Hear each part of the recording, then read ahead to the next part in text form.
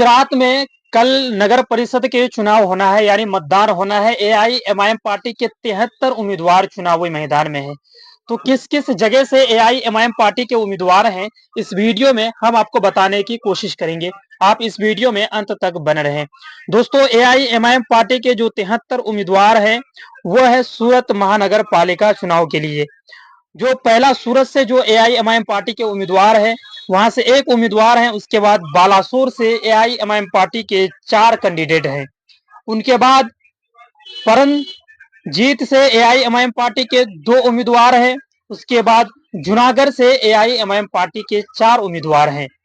उसके बाद मांगरोल से एआईएमआईएम पार्टी के 21 उम्मीदवार चुनावी मैदान में हैं और धोराजी से एआईएमआईएम पार्टी के 12 उम्मीदवार चुनावी मैदान में हैं। उनके बाद सलाया से एआईएमआईएम पार्टी के 28 उम्मीदवार हैं। तो दोस्तों, आप जितने भी एआईएमआईएम पार्टी के समर्थक हैं, उनके लिए अच्छी खबर है कि महानगर पालिका के चुनाव में बैरिस्टर सदुद्दीन अवैसी साहब के 73 उम्मीदवार चुनावी मैदान में हैं। आप अगर कहेंगे कि बैरिस्टर सदुद्दीन अवैसी साहब चुनाव में तो अपने उम्मीदवार को उतार देते हैं चुनावी मैदान में, लेकिन बैरिस्टर सदुद्दीन अवैसी साहब के उम्मीदवार को क्या कामयाबी मिलेगी या नहीं मिलेगी?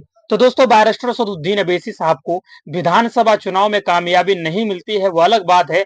लेकिन बैरिस्टर सदुद्दीन अवैसी साहब जो छोटी छोटी जो इलेक्शन होती है, यानी पंचायती जो चुनाव होते हैं, उनमें एआईएमआईएम पार्टी को अच्छी कामयाबी मिलती है। एआईएमआईएम पार्टी 23 दिनों के मेहनत की वजह से गुजरात के सूरत शहर में लगभग 12 सीटों पर उनके उम्मीदवार चुनाव जीते थे। अभी तो एआईएमआईएम पार्टी की पूरी तरह से संगठन मजबूत हो चुकी है। एआईएमआईएम पार्टी के जितने भी कार्यकर्तागण थे, दिग्गज कार्यकर्तागण गुजरात में, सभी लोग चुनाव प्रचार के लिए पहुंचे और चुनाव प्रचार भी किए। चुनाव प्रचार खत्म हो चुके हैं और एआईएमआईएम पार्टी के जितने भी उम्मीदवार गण है, सभी पूरी मजबूती के साथ चुनावी मैदान में डटे रहे। यहाँ पे जो अन्य पार्टी हैं, जैसे कांग्रेस पार्टी, आम आदमी पार्टी और बीजेपी पार्टी, वो पार्टियां चुनाव नहीं लड़ रही है। जितने भी उम्मीदवार हैं एआईएमआईएम पार्टी के सामने, सभी निर्दलीय उम्मीदवार हैं। और कई जगह तो ऐसा भी हुआ है, कांग्रेस पार्टी के उम्मीदवारों ने बीजेपी को अपना समर्थन दे दिया है। जो जीते हुए उनके उम्मीदवार पहले से थे, वो लोग बीजेपी को समर्थन दे चुके हैं। उनके बावजूद भी कांग्रेस पार्टी ये इल्जामात एआईएमआईएम पार्टी के ऊपर लगाती है कि असदुद्दीन अवैसी साहब की जो पार्टी है, वो बीजेपी का एजेंट है। वो बीजेपी से पैसा लेकर चुनाव लड़ते हैं और वो बीजेपी को जिताने के लिए असदुद्दीन अवैसी साहब चुनाव लड़ते हैं। तो दोस्तों, ऐसा नहीं है। एआईएमआईएम पार्टी जहां भी चुनाव लड़ने के लिए जाती है, वहां चुनाव जीतने के लिए जाती है, ना कि किसी को जिताने के लिए।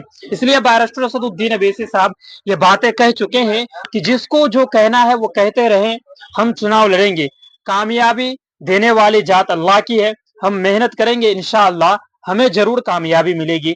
तो महानगर पालिका के चुनाव में एआईएमआईएम पार्टी के 73 उम्मीदवार हैं और कल यहाँ पे वोट डाले जाएंगे और 18 तारीख को रिजल्ट सामने आना है।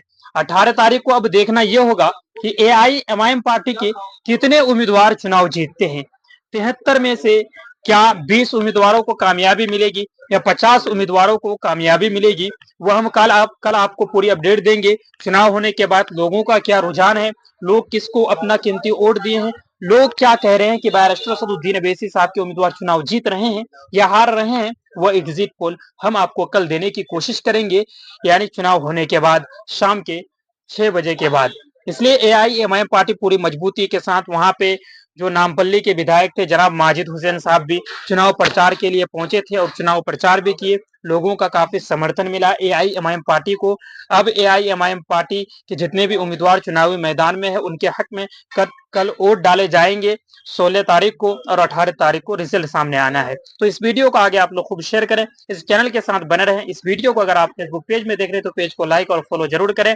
इसी तरह का लेटेस्ट अपडेट, खास तौर से गुजरात के महानगर पालिका चुनाव से जुड़ी हुई पूरी अपडेट